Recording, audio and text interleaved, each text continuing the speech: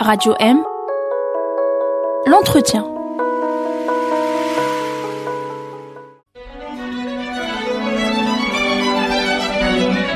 Pour bien s'entendre, il faut bien s'écouter. Rendez-vous sur M, la petite radio du Grand Maghreb. Amis auditeurs, bonjour. L'entretien a le plaisir d'accueillir aujourd'hui Akram Khrif, mon collègue, journaliste spécialisé des questions de défense et de sécurité, éditeur du site spécialisé MENA Défense. Akram, bonjour. Bonjour. Ça nous change du café presse politique. Vous rentrez du Salon du Bourget dédié à l'aéronautique qui s'est clos le 25 juin dernier à Paris. Vous avez suivi, on a suivi avec beaucoup d'intérêt vos publications pendant ce salon. Quelles sont les principales tendances de l'aéronautique et de l'aviation civile que vous avez pu noter pendant ce salon que vous fréquentez régulièrement? Déjà, le métier de l'aéronautique et de la défense dans le domaine aéronautique sont des métiers qui généralement sont budgétivores, qui mobilisent beaucoup de ressources, surtout en recherche et développement. Et cette année, on a eu, en fait, cette édition, puisque c'est tous les 2 ans que se tient ce salon, on a pu voir que la tendance était plutôt au réalisme économique et à l'économie, aux économies d'échelle et aux alliances entre groupes, etc. Alors, peut-être une question de néophyte. Quand tu dis réalisme, c'est par rapport aux ambitions d'il y a 10 ans ou un peu plus tôt, quand il y avait une course aux gros porteurs, A380 qui était engagé pour 15 ans, le Dreamliner qui essaie de le concurrencer chez Boeing. On avait sur l'autre volet celui de la vitesse et des avions stratosphériques qui passaient en dehors de la couche d'atmosphère pour aller très vite, pour réduire les distances, etc. Est-ce que cette grande compétition qui, elle, est budgétivore, a été retaillée, redimensionnée? En fait, en matière de recherche et développement, toute cette R&D a bénéficié à des projets beaucoup plus modestes. Donc, oui, les budgets ont été engagés, ont été probablement consommés pour un certain nombre de programmes, mais que ce soit les très gros porteurs ou les avions du type Dreamliner, il n'y a pas eu de réel succès. On peut pas dire que l'A300... Pour le moment. Il est très très peu probable que la tendance aille vers un succès d'un appareil comme l'A380. C'est en train de mourir très très doucement, même si il est utilisé aujourd'hui comme étant une sorte de fer de lance technologique, marketing, à la fois pour les marques et pour les compagnies aériennes. Mais commercialement, ce ne sont plus des avions très très rentables à cause de leur prix. À cause de leur prix, est-ce que c'est pas aussi lié parce que la conjoncture dont on est en train de sortir pour l'industrie aéronautique, c'est quand même celle du pétrole cher. Exactement. En fait, l'A380 avec un pétrole à $100 était intéressant. L'A340 moins. Aujourd'hui, on se retrouve avec l'A340 qui a la moitié des capacités de l'A380, qui est beaucoup plus rentable car il coûte 5 fois moins cher pour transporter les gens. Donc les compagnies aériennes misent plutôt sur des avions qui ne coûtent pas cher, il faut pas oublier aussi que le ventre du marché, c'est le moyen courrier. Et là, on voit qu'Airbus est en train de prendre des parts de marché énormes. Ils sont en train de distancer Boeing, malgré leurs avancées, malgré le lancement de nouveaux modèles sur le 737. Mais Airbus est en train de réellement décoller et prendre beaucoup d'avance. Le contre-coup de ça, c'est que aujourd'hui, Airbus n'arrive plus à suivre sur la fabrication de pièces détachées. Et on commence à voir Airbus apparaître. N'arrive pas à suivre. Oui. Il n'arrive plus à livrer. C'est beaucoup délocalisé. Le Maroc en a bénéficié. Oui, c'est marginal. C'est marginal. Le Maroc et la Tunisie, en fait, ils ne font pas de pièces détachées. Ils font des composants qui entrent dans le process de fabrication d'appareils. Donc, ils sont déjà commandés, payés.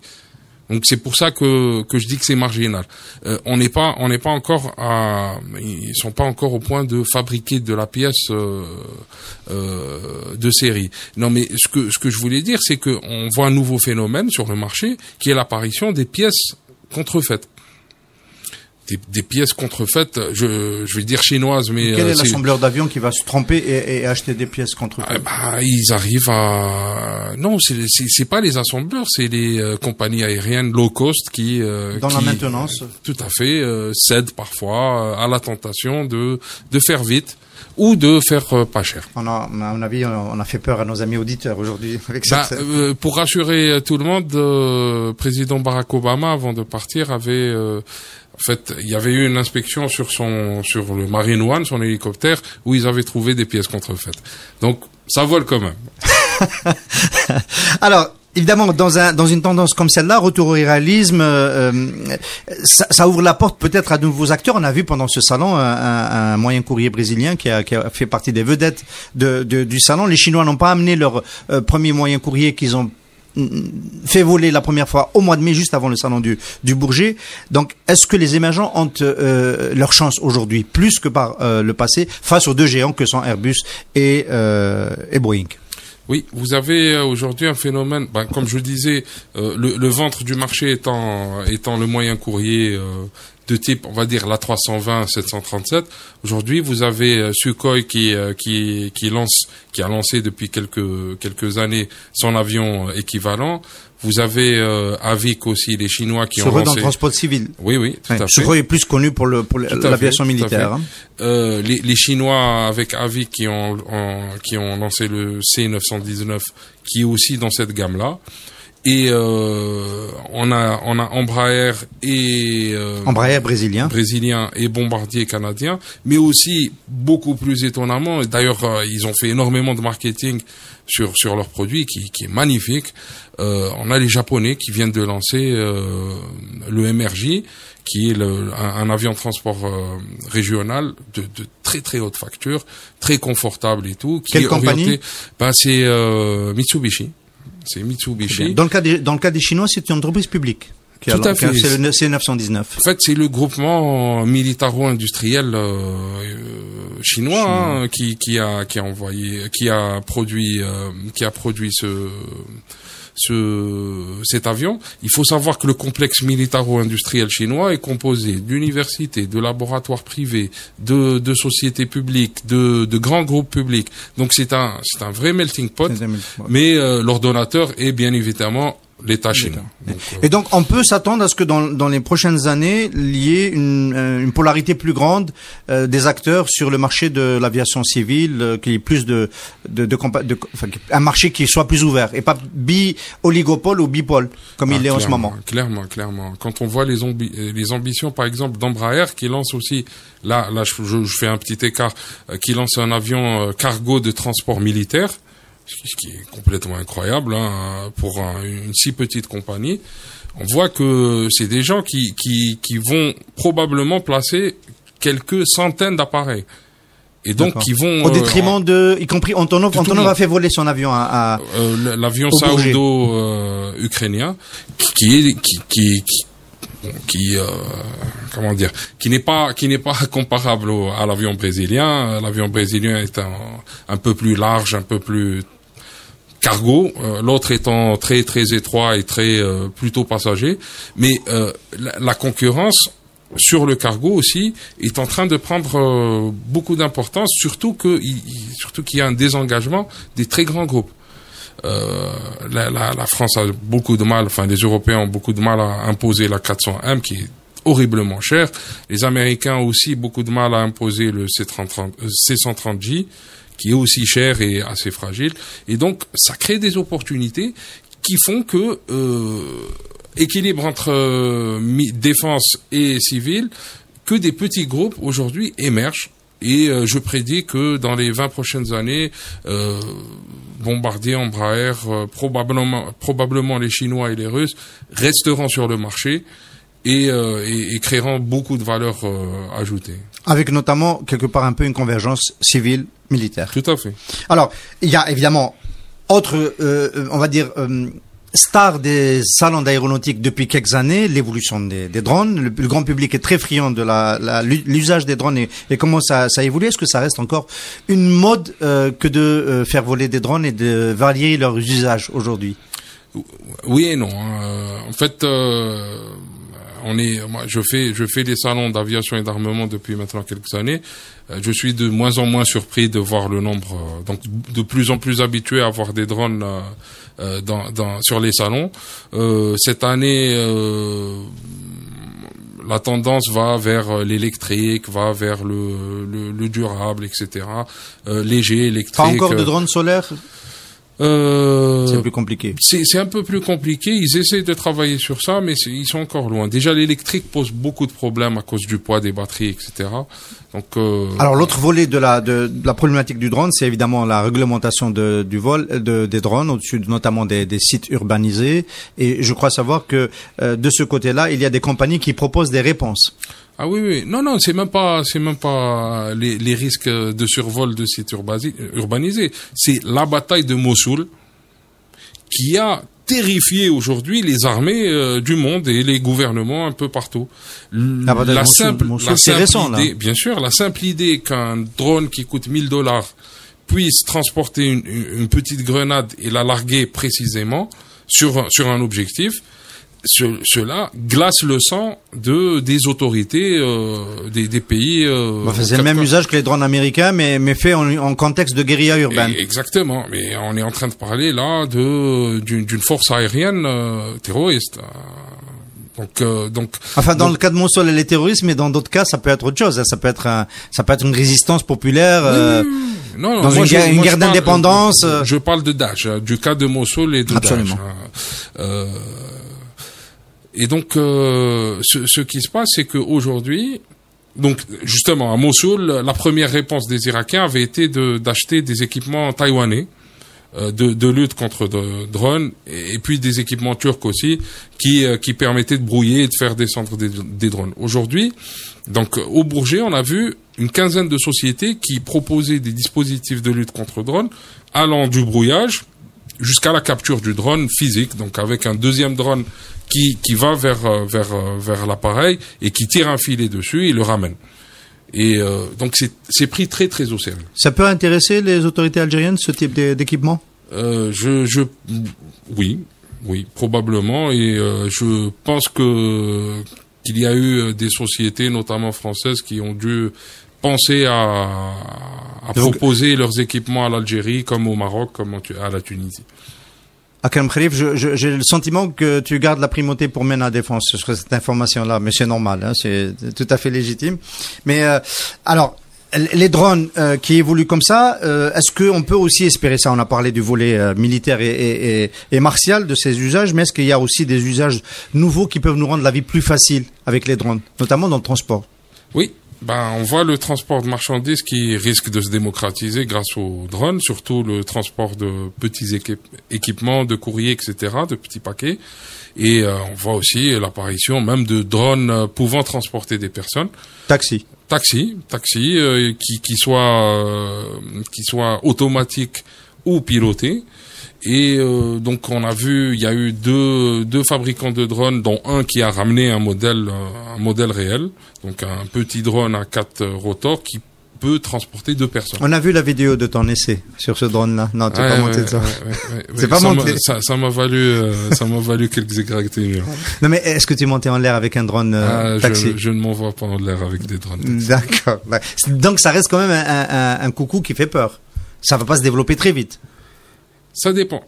Si le projet de Dubaï, par exemple, de lancer à la fin de l'année ces drones taxis, ça pourrait démocratiser la chose. Hein. Ils sont en train de travailler dessus. Ça pourrait arriver.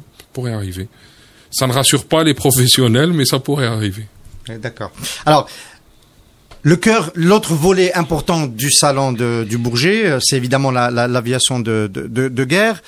On a eu droit à l'exposition d'une nouvelle version, d'un développement du F-35, l'éléphant blanc, comme tu l'as déjà appelé. C'est un programme de plusieurs années qui a enflé en budget, mais qui reste quand même aujourd'hui encore une attraction. Dans les salons, est-ce qu'il est toujours une attraction pour les donneurs d'ordre et pour ceux qui signent les chèques et qui commandent? J'ai pas eu cette impression cette fois. Hein. On peut rappeler pour les amis auditeurs le F-35. Le F-35 est un petit avion furtif américain qui est monoréacteur et dont dont existe une version à décollage vertical, donc il peut aller sur des porte-aéronefs, donc sur des navires. C'est censé être le projet du futur pour l'armée de l'air américaine et pour pas mal d'armées de l'air européennes et autres qui ont participé à l'élaboration de ce F-35. Donc c'est un avion qui est censé pouvoir bombarder furtivement sans être détecté par des radars et qui est aussi censé pouvoir mener des combats aériens contre d'autres appareils. Il a déjà été utilisé sur des théâtres de combat? Non. Jamais? Le F-35, non.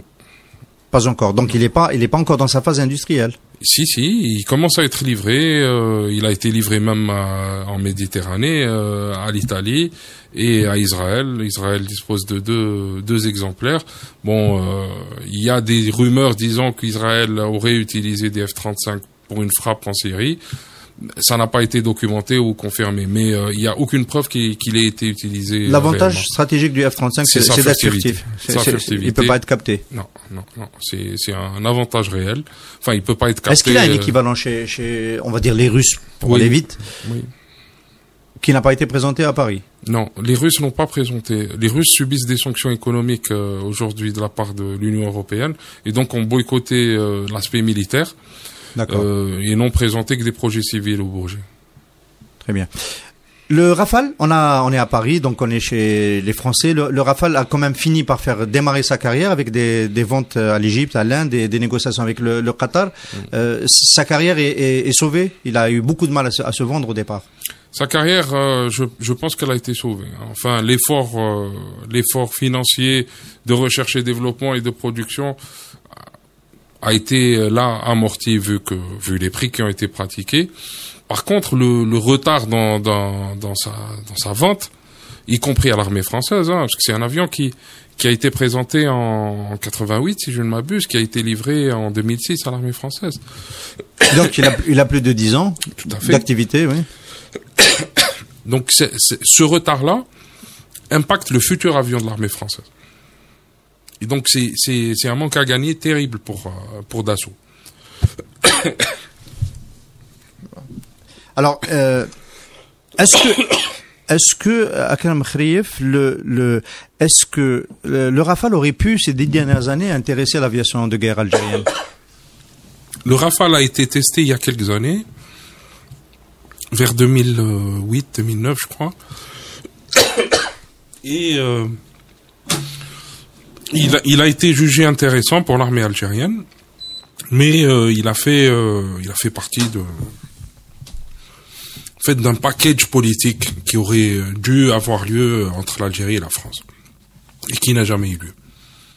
Donc, est-ce que vraiment la haute hiérarchie de l'armée a envisagé sérieusement? Est-ce que la haute hiérarchie de l'armée a envisagé sérieusement parce que ça aurait été pour la première fois un changement stratégique dans la fourniture d'armement, s'équiper d'avions qui ne soient pas des avions russes? Je crois que ça a été envisagé. Sérieusement. D'accord. On n'en parle plus aujourd'hui. Non. On est loin. C'est une page qui a été tournée. Je pense que oui.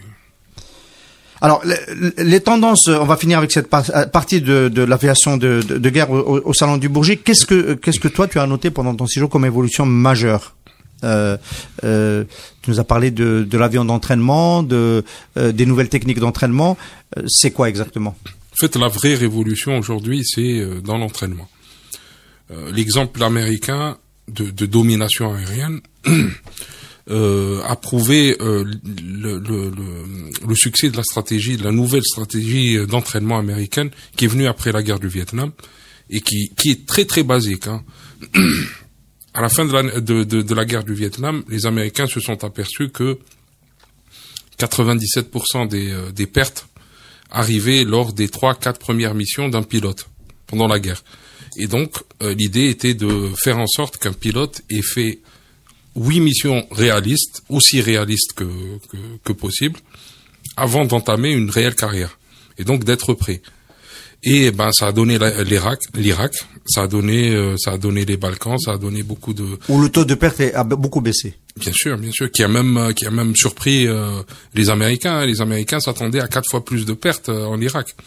Et ils les ont pas eu parce que leurs pilotes étaient mieux entraînés que leurs prédécesseurs. Et les solutions qu'on peut voir dans un salon comme le Bourget, c'est des avions équipés pour cela ou c'est des solutions au sol avec simulation? En fait, déjà, on a l'introduction de l'avion d'entraînement avancé, qui est une réplique parfaite d'un avion de chasse, qui vole, qui fait les mêmes missions, qui tire les mêmes munitions, etc., qui est un avion de chasse, en fait, qui est un peu plus petit généralement. On a aussi les systèmes de simulation et de création de missions qui sont de plus en plus évolués. Et on a une intégration entre les deux. En fait, on a aujourd'hui la possibilité pour un instructeur d'être au sol, de faire une mission sur un simulateur et de se battre contre son élève qui est dans le ciel et qui ne le voit pas en fait. Et ça change beaucoup de choses parce que au lieu d'avoir deux avions qui volent, on en a qu'un. Et on reproduit les conditions d'un combat. Tout à fait. D'accord.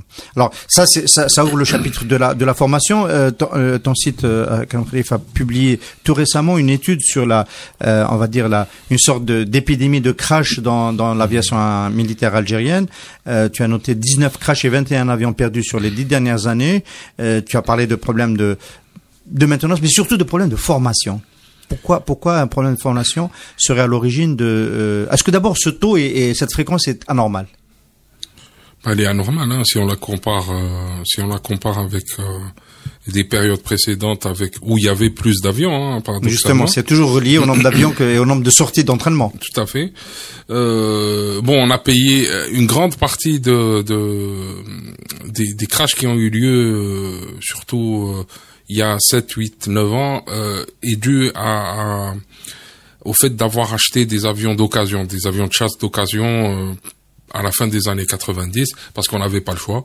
Donc ça a fini par donner des crashs. Mais on a aussi... En fait, on sent qu'il y a un problème de formation, on sent qu'il y a aussi un problème d'organisation dans les structures de l'armée de l'air. On peut rappeler le nombre de morts qui ont provoqué ces accidents? Environ 165, je crois. Ouais. C'est important. C'est important. Il y a le crash d'Oum le Bouari où il y a eu 72 victimes. Faut pas l'oublier. Qui est particulièrement important. Okay. Alors, le salon du Bourget, c'est aussi un salon, et surtout un salon commercial. Est-ce que l'Algérie est toujours un bon client sur les marchés d'armement? L'Algérie est un bon client. Dans le domaine de l'aviation, c'est plutôt un client russe pour ce qui est de la chasse, mais c'est un client aussi qui s'ouvre de plus en plus aux Occidentaux pour les autres types d'appareils, surtout qu'aujourd'hui le besoin est beaucoup plus grand dans la reconnaissance, dans des missions spécifiques du genre patrouille maritime, etc. Et là, dans ces deux domaines précis, c'est plutôt les Occidentaux qui sont bons. D'ailleurs, l'Algérie a acheté de l'Occident depuis la fin des années 70, ce type d'équipement. Donc, faut pas se leurrer. Personnellement, je pense pas que le Bourget, l'édition du Bourget de cette année était l'occasion pour l'Algérie, pour les généraux algériens qui étaient présents, de faire leurs emplettes.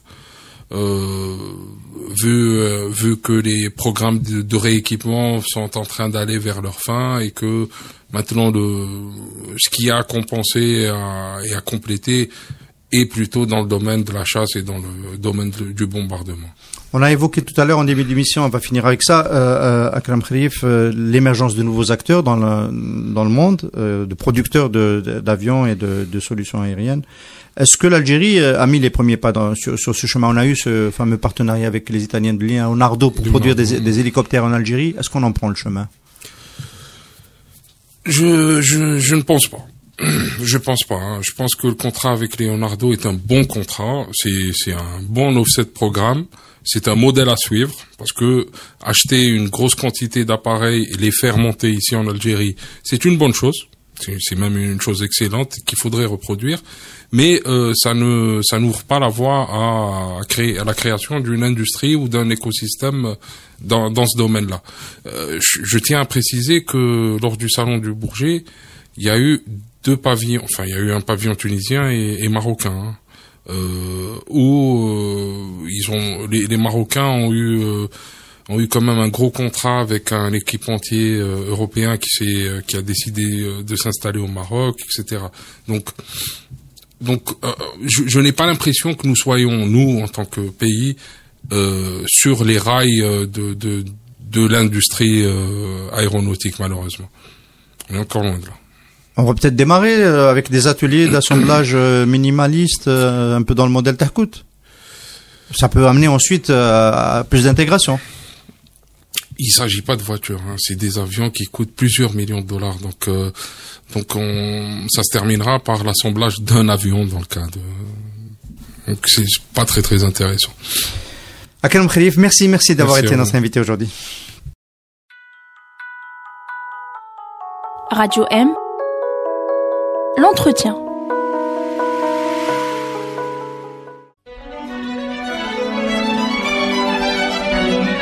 Pour bien s'entendre, il faut bien s'écouter. Rendez-vous sur M, la petite radio du Grand Maghreb.